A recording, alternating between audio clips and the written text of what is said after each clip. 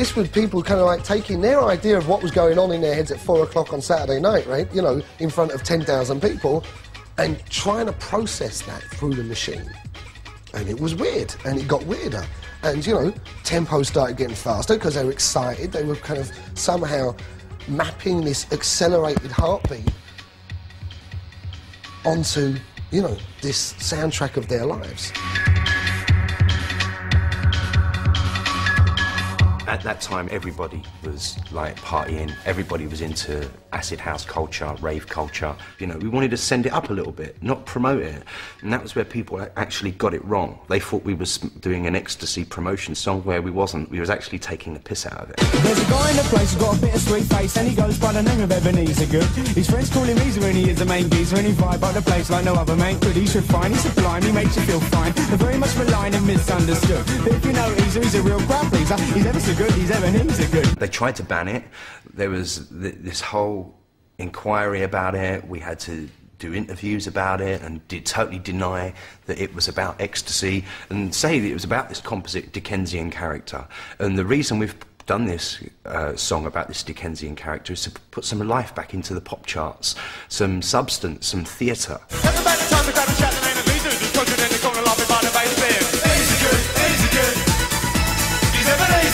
People just think it's the chorus. The chorus pales to insignificance when you listen to the verses. Like, there's a guy in the place, got a bit of sweet face, and E goes by the name of Ebenezer Good. So there's the confession there.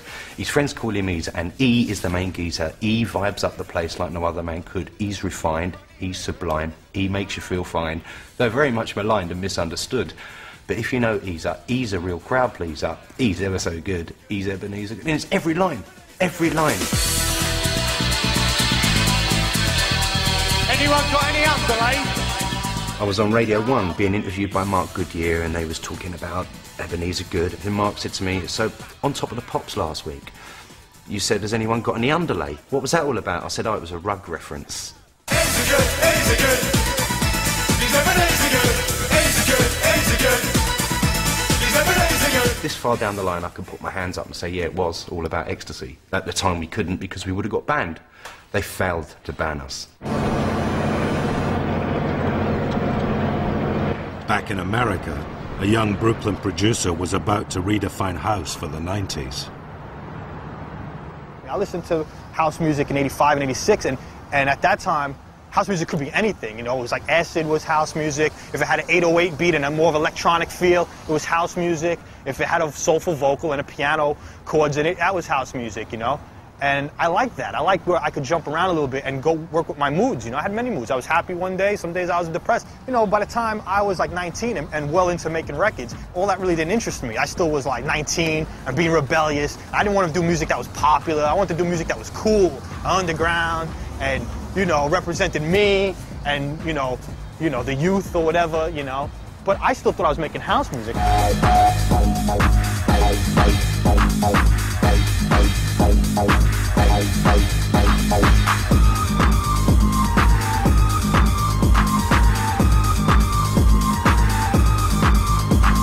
I thought the track was done. It needs one other element, something to put on top of it. Eventually I came across this sample, it's ecstasy, and I was just like, wow, that works with the track. But because of the time, because of the feel of the track, because it was a darker house record, which became techno or whatever, people were like, ecstasy, you know, that's a drug record, that's a drug anthem. He means ecstasy, you know, the drug or whatever.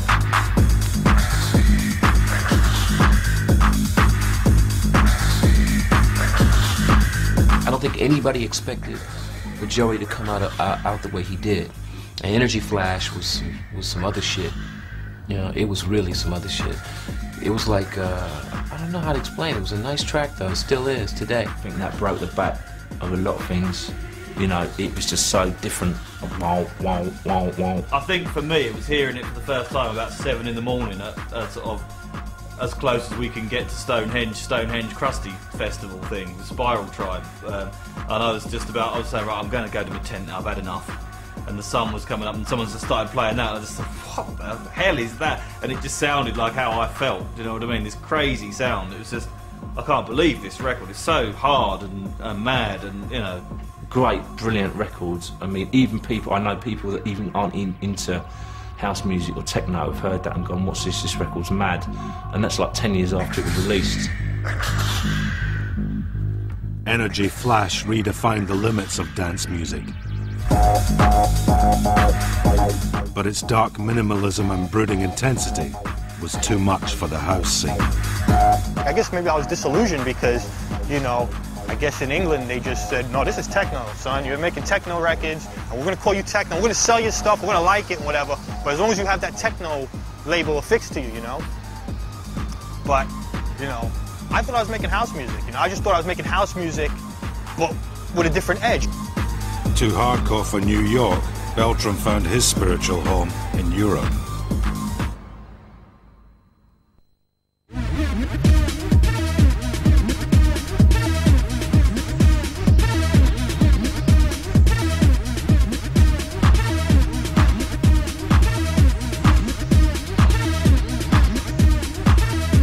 Clubs like Rage in London, house was getting harder, darker.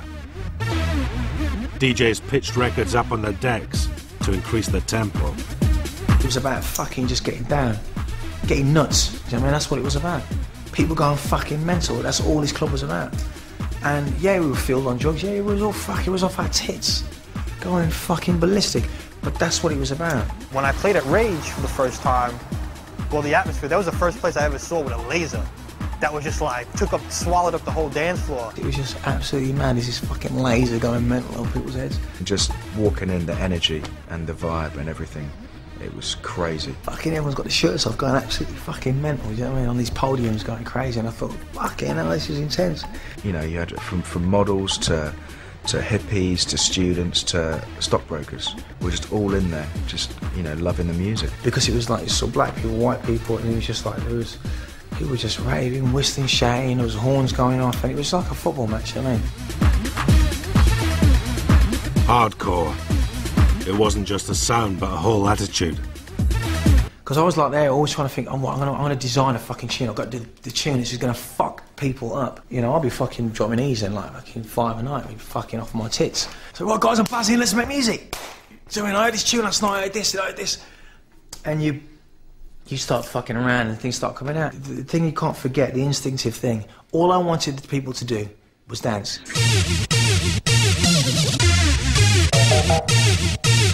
I EQ Terminator on about 5 E's and I was standing on the fucking desk on the roof.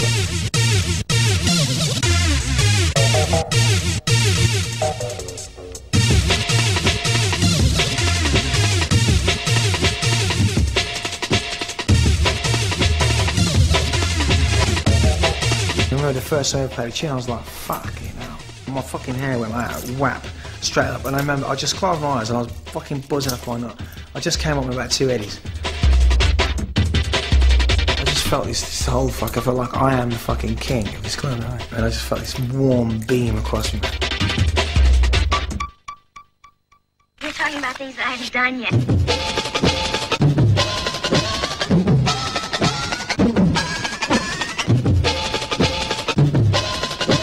People didn't know what the fuck was going on. I was like, what the fuck is this? It was just like bending people's fucking prisms open. You know? It was like, what the fuck is that? I didn't know what I'd done. I didn't realise what I'd done.